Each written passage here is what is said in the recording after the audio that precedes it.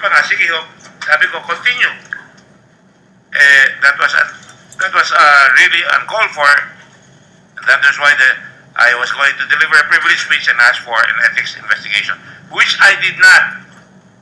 And in fairness to you, without even you coming to me, it was Senator Trillanes who came into my office uninvited, and he apologized. And I did not even announce that to the media. The media is here. They asked me anong pinag-usapan. I did not even use the word apology. But since lumalabo na namang usapin, ayoko nga palabuhin ito dahil dapat matapos na tayo rito. Gusto kong matapos na ito eh. Dapat tapos tayo ngayong araw na ito eh. Hilap din magtatapos tayo, may lumalabas na bagong issue. Kahapon naman, hindi ko inanunsyo na nagpunta kayo sa opisina ko, and I was appreciative. We were very kind and gentle to one another. I even said, usapin mo yung human rights because hindi naman tama yung ginawa. Wala ako sa manalog kay Chairman Gaston at siya'y tumawag sa akin, pero dapat it is authorized na lumayo sila sa statement na yon in black and white because this is the Senate. And when you say words like, there's every reason to believe it is Gordon who is afraid of hearing, I challenge him as a commissioner. The only way for him to recover his credibility as chairman is to continue with the hearing, which I did not say I was not going to continue, and listen to the other witnesses. Otherwise, there's every reason to believe he is the coward. Matawa lang ho naman ako eh. I don't, you can call me a coward, you can call me anything because I know who I am. And not Matubato or de Lima, as he said. Ngayon, nabanggit ka na yung sinabi niya. No? And then he says, so what are they talking about? That Matubato was running away, afraid to confront the other witnesses. Eh, hindi naman ho ako nagpaalis kay Matubato eh. Tumakas ho in the middle of the night. After 13 hours of hearing, tumakas. Pinatawad na nga ho natin yan. Sinantabi na nga natin yan para matapos na ito eh. Ngayon, lumabas naman ito ngayon. Kaya lang naman ako, medyo may imutok ng konti. Tumawag sa akin si chairman at sabi niya, aayusin niya at sasabihin niya, they will dissociate it. Pero ano ang lumabas? Ang lumabas, hindi ko na sinabi ito kahapon sa kwadel. Maliit na bagay, papalakin, pero alam ko na kung anong klase ang mga tao. Sa akin o, pag nagsalita kayo ng sasalita at hindi nyo sinunod, alam ko na kung sino kayo. Kaya ako pag nagsalita, talagang susundin ko yung sinabi ko. Ano ang sinabi? The Commission hopes that the Senate will come up with fair and credible results. Aba, the title of this commission, this committee that I did not even want to take over, is Committee on Justice and Human Rights. I don't need a commission to tell me about our human rights. I belong to a very good organization, and I've been there for 48 years, and we try to uplift humankind and alleviate human suffering and human dignity. Now, at the same time, under Senator Richard Gordon's chairmanship of the Senate, this is a statement that came out from the Human Rights Commission on Justice and Human Rights. The Commission continues to pray that the committee will succeed in ferreting out the truth. Pinagdadasal naman po na tayo eh. Talaga naman yun ang pupuntahan natin eh. Wala naman ako akong pinapalampas dito eh. So, syempre, when Senator Zubiri came out with that, I had to answer already. And we are not taking out human rights out of the equation. I just said, under the circumstances, kung pinagdududahan niyo ang committee ng Senado, una kayo pumunta rito because the Commission on Human Rights under the Constitution is allowed to investigate and recommend the filing of cases. Ipapadala yung kaso rito ng mga testigo ninyo na pailan na ni General Bato, hilo na tuloy ako kay Bato at kay Bato, napailan na at pinuntahan agad yung unang witness dito. Nakabuti nga yan eh. Inimbestiga na kagad yun eh. At ang sabi ko nga, sa totoo lang, lahat yan may testigo, dali na natin sa pulis, file na ng pulis. Pag hindi ginawa ng pulis yung kanilang trabaho, saka natin imbestigahin ng pulis kung talagang rank ang negligence nila, ang dereliction of duty, o ang pagsunod, may malfeasance o misfeasance or nonfeasance. Sa akin in spite of maraming request and I don't want to be petty. Pati nga ho, expenses ng human rights, isa-charge sa committee. Eh, okay lang ho sa akin yun, walang problema. Pero, huwag naman, kung ayaw niyong respetuhin ang nag-iimbestiga, huwag na kayong pumunta rito. Dahil hindi naman nyo kami re-respetuhin, hindi nyo re-respetuhin ang Senado, huwag na, mag-aaway lang kami ni Chairman Gaston, na kaibigan ko, taga-UP, at kahit na ibang partido niya, hindi ko sinasama yon, pero magkaibigan kami. Because ako rin, may partido rin ako, pero wala ako sinasabing bias siya. Ang sinasabi ko lang, do not come here if you do not want to respect the committee, if you do not want to respect the institution of the Senate. But if I were to be asked, as chairman, and I've been chairman of SBMA, I've been chairman of other positions as secretary, there is always me who will speak. And when I'm going to attack somebody, I will do it myself. I will not have any member na magkakagulo. You will recall, ang COMELEC nung araw, nagsasalita isang commissioner, and there was a spectacle na nag-aaway yung commission. Ang hinahingi ko lang, if any, at kung hindi ako mapipigbigyan, okay lang, sabihin ni Chairman Gaston, he does not speak for us. We dissociate ourselves completely from him. At huwag naman yung spokesman na hindi ko man lang kilala kung sino yun, respetuhin niyo naman ang Senado. So, now, we talked about this in the recess, so I will cut to the chase. You're going to raise a question that kailangan may 3-day rule?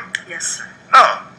That's why I raised it before the committee, before the whole session. I said, because of this, I am constrained to go on with the hearing, call the police, and continue it and finish it without the Commission on Human Rights, because if they don't want to respect us, we will not bring them over.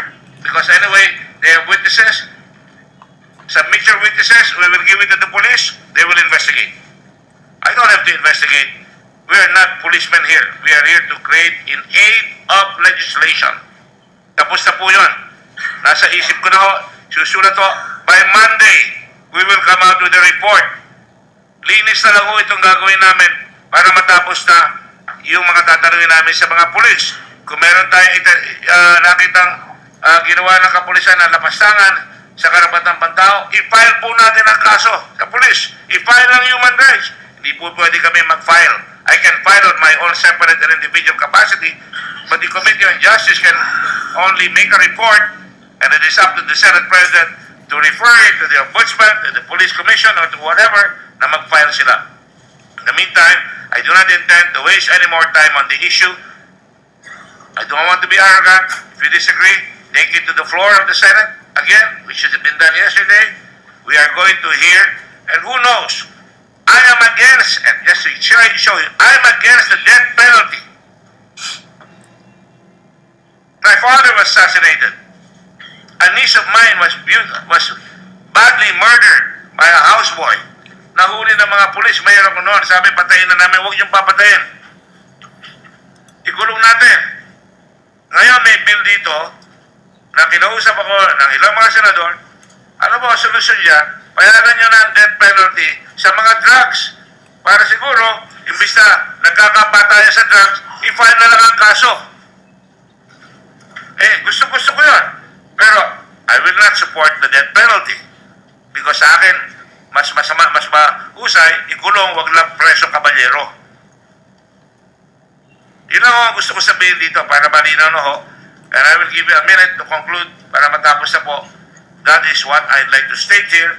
In front of Chairman Gaston who's there, I would like nothing better for him to come here. But for so long as Chairman Gaston and the Commission does not dissociate himself from this rogue individual, whom I don't even know, the Senate doesn't even know, who dares accuse the Senate of all of cowardice. I'm a senator.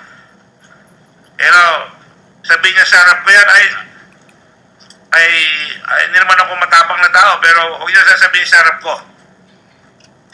Alam ko naman, magaling magtago yung mga cowards eh. The real cowards are those who die 1,000 deaths because they cannot confront. So, they want to confront the newspaper, take it to the newspapers. It sells the press. I'm not going to reply to it because I will not even give it the dignity. Kaya lang lumabas ito because ito nangyari. It is a failure on the part of the Commission of Human Rights. I'm being judgmental. That is my personal opinion. That if I was chairman of the Human Rights Commission, isang tao ko, isang commissioner ko nagsalita, partner naman, hindi naman dapat yung sinabi mo. I would have to dissociate myself from that statement. And any other commissioner here can dissociate himself if they wish to. But please do not write me a letter saying we hope and pray that the Senate will ferret out justice. That is what we are here for. To ferret out the truth and to go to justice. That is what I accepted this commission for. I am overloaded and I like it. I'm used to work. 13 hours. That has never been done here on committee hearing. I had to, all the others had to suffer for it. My staff has to suffer. The staff of the senators has to suffer. 6 hours before. So dapat ho, respetuhin niyo yun. Hindi kami nagbibiruan dito. Gusto namin matapos ito para maka-agwanta po tayo. And if I may say, lahat kami ayaw namin ng patayan. Walang Pilipinong gustong patayan. And the surveys of the President even show that. Popular ang Presidente, pero ayaw namin yung patayan. You all know that. Hindi ho ako sumusunod sa uso. Kanya-kanyang paninindigan. Yun lang ho. May I continue, Mr. Chair? Yes, you may. You have a minute. Thank you. I do not wish to make any counter manifestation or counter statement in reference to what happened during that proceedings on which led to the outbursts. So may I just go back to the 2 points that I was mentioning.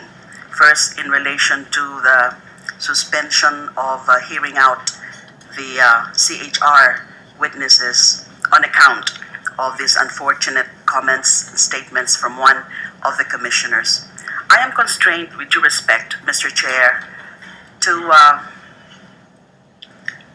suggest or even to move that we allow the chair of the Commission on Human Rights to speak, say something, because certain statements are also being attributed to him. My statements and the statements of the Honorable Chair. So I think it is but just fair, just and right that we give the chair of the Commission on Human Rights to make a statement, to explain the side of the Commission on Human Rights. Because the CHR witnesses have been prepared, have been ready, have been waiting since day one of this ongoing Senate inquiry. From the first hearing where I presided, they were there. And some of them come from the province. And they've been waiting to be presented before this body. Yes, this issue about the unfortunate statements attributed to one commissioner has created this situation where both institutions seem to be now at loggerheads. Institutional integrity, institutional it's institutional integrity, because when I was talking to the chair, he's also pointing, he's also saying that this also involves the CHR as an institution. If the CHR will simply issue an apology for something that it has not done or stated as an institution. There are other remedies, Mr. Chair. If we want to go after the so-called rogue commissioner because of such expressions of his opinion, such expressions of his sentiments also with respect to the goings-on in the ongoing, in the Senate inquiry, there are other legal remedies, like first, requiring him to show cause. Why? I'm sorry, his minute has expired. He should not be cited in contempt. It's also my prerogative, Mr. Chair. Yeah, the lady's minute has expired. The committee has the prerogative to continue on with the hearings. I have a motion, Mr. Chair. Go ahead and file the motion. State the motion. Can we tackle this? Because it's a motion. State the motion. Do not do so. My motion is for the committee to allow or give opportunity for the CHR chairperson Chairperson Gascon to explain the position of the Commission on Human Rights on this issue about the statements being attributed to one commissioner. And secondly, Your Honor, I have not gone yet to the second point with respect to the issue of whether or not it is proper for us to tackle the death penalty bill in the absence of compliance with the 3-day notice rule. Yes, this was mentioned yesterday by the good chair in the course of the proceedings yesterday at the Senate by way of his comment or reaction to the privileged speech of a member. But let's take note, please. Let's remember that the matter of the EJ case is before a committee or two committees, the Committee on Justice and Human Rights and the Committee on Public Order and Illegal Drugs. The matter is not before the plenary, and there was no proper motion filed or raised at yesterday's plenary session about the propriety of tackling the death penalty bill in the course of this inquiry into the extrajudicial killings. I think the other members of the two committees would want reasonable opportunity also to go over and study the death penalty bills. I, for one, just like the good chair, is against the death penalty. I want to participate thoroughly in the discussions and the deliberations, and therefore I would want reasonable opportunity also to tackle that bill. Let us invite also appropriate resource persons in tackling a very important piece of legislation, the death penalty bill. We cannot just infuse it in the ongoing inquiry into the extrajudicial killings, because that is the very subject matter of this inquiry. So I raise a point of order, and I would want that also decided on by the committee. I will not be dissuaded from that. So I have two motions, Mr. Chair. You Thank can you very only have much. one motion at a time, and you're out of order. Let me just say this. Yesterday you apologized to me, and I did not even bring it up. Now you're going against the issue, and you're going against the grain. Now let me just finish. You cannot control this the way you controlled it last time. I don't want to fight with you. I respect you, but let me just point out, I am not going to veer from the purpose of this investigation. The whole hearings have been, so convoluted by all kinds of detours. The hearing started with an investigation on extrajudicial killing, and then all of a sudden, from out of the blue, an individual named Matabato was brought in, no affidavits, and the hearing was conducted that resulted in a fiasco where, unprecedentedly, the chairman was removed for lack of objectivity. And yet, you cannot blame this representation, because I went over backwards again. Without postponing the hearing, we went on as scheduled. We continued with Mr. Matabato even if it was going to derail. There were already inconsistencies. And we're not judging. We can prove that. I have all the charts to show that. But we continued on with that. It was a wild goose chase, and at the last minute, it disappeared. After 13 hours, when the moment of truth was going to go there for the confrontation with the people he was accusing, he left, only to discover that he had pending warrant of arrest. And now he's incarcerated in jail. And he should be brought to justice. It's not far from, fried chicken. I'm not involved with fried chicken here. It's not a question of pride. I don't care if you apologize or not. I thank you for it. I think that's very noble, but that's okay. Let's finish. I did not even go there. Even before your apology, I said I'm not going to go and bring the Senate to another distraction. People are saying we should concentrate on traffic, we should concentrate on peace and order, we should concentrate on other things. Here comes another distraction. We cannot be forever distracted. He is my friend until now. He is here. I did not say anything against him. Would you like me to read his statement? his text? I will not present him here, but with your permission, Chairman Gaston, I will read it because it speaks about you as a gentleman. But unfortunately, it didn't happen. And I will quote. Alam niyo, ito nag-text sa akin si Chairman Gaston. Baka maging senador yung balang araw. Ano sabi po niya? Binasa ko po yung Senado kapon. Kaya sabi ko, hindi na kailangan eh. Good evening po, Senator Gordon. I am currently in Amsterdam and heard about the news report that one of our commissioners criticized you. This is not the position of the commission and bank. And I apologize for whatever aggravation this may have caused you and the honorable members of the Senate Justice and Human Rights Committee. I've spoken to the other commissioners and we hope to make it right. We hope to make it right. May I please call you? Thanks and God bless. And I replied to him and we talked. Sabi niya, kakusapin niya yung ibang commissioners. At lumabas so, eto. Did I bring this out? I did not. I did not. Senator Subiri saw a newspaper report that we were being slammed. The CHR was slamming the committee. So he stood up. And when he stood up, I had to stand up already. Now, sa akin, wala ko yan.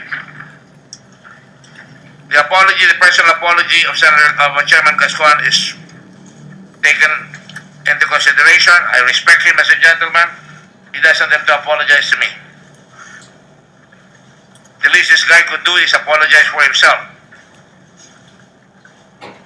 But the point here is when the commission is dragged, when the headline,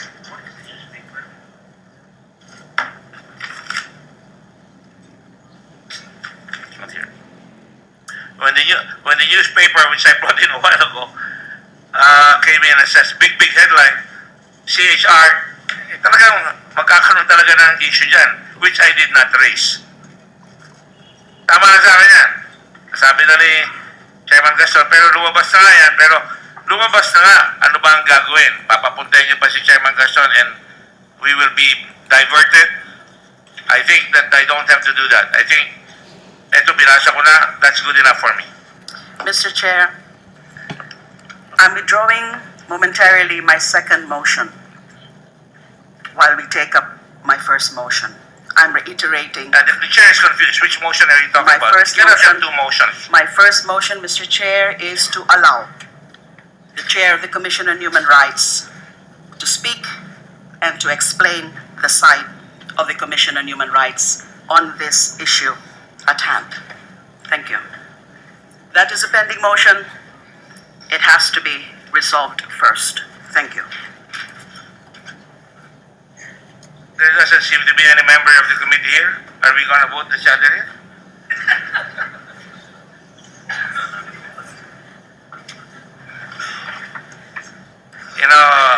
Technicalities must always give way to substantial justice. Siguro dapat tapusin na natin I move to suspend. Alam nyo, I move I to don't suspend, Mr. understand it. Chair. I really do not understand. When you make something, you accuse the president, sasabihin ka nun, you withdraw. I-accuse him. Hindi po, Let's not sorry kayo. go to that, Tapos, Mr. pupunta Chair. kayo dito, Let's may gagawin kayo, not go and to you will that. sorry. You will say sorry. And now, There you is a want to bring this particular back matter again. at hand, so Excuse me, what are you trying to tell me? hindi po appropriate na kung ano-ano naman po ang hinahalo niyo na issue. Anong hinahalo? Ikaw ang naghahalo. And I am not going to, hindi kita papatulan. Sige, there's a motion. Let's vote. We have a quorum. 1 senator, 2 senators are here. Let's vote. There's a motion that says we should bring Chairman Gaston here. But senador na palagi, 3 beses na, baka mag-senador ka na. Alright? As many as are in favor of bringing Chairman Gaston, pag-apat na, to testify here. As many as are against? Walang boto. What do we do now? Then I raise the second motion. We defer at the moment. The motion is overruled because there is no vote. Okay? I will raise it again at the proper time. He can raise anything at the proper time. May I raise the second motion, or reiterate my second motion on the propriety of taking up the death penalty bill without compliance with the 3-day notice rule before this committee. I move that we defer the taking up of the death penalty bill until such time that there is compliance with the 3-day notice rule to afford the other members of the committee, sufficient notice as well as notice to resource persons. Is there a second? There appears to be no second motion, so the motion is overruled. Let's proceed. You may bring it up to the floor next time. It's better to bring it to the floor where everybody is here, because I brought it to the floor last time and you were there, you did not say anything. We shall now do it. You know, I'm sorry, I don't really cherish these discussions that are. Senator Pacquiao, are you ready to make your presentation on the death Just for penalty? the record, Your Honor, Mr. Chair, just for the record, You are speaking on the record all the time. the We have not heard of the the microphone. plenary proceedings yesterday was not the proper forum or venue. I stand corrected. to raise You are the all matter. obviously, you all have the answers and I bow to your knowledge. It is The brilliant. proper forum is It is before brilliant. the committees themselves, not the plenary. Because the matter of the EJ case is, and the other, and even the Noted. death penalty Noted. bill The chair will now proceed. has been Go ahead. referred Go ahead. already Senator Pacquiao is to the recognized. committee. You are not recognized anymore. Thank you. Very much.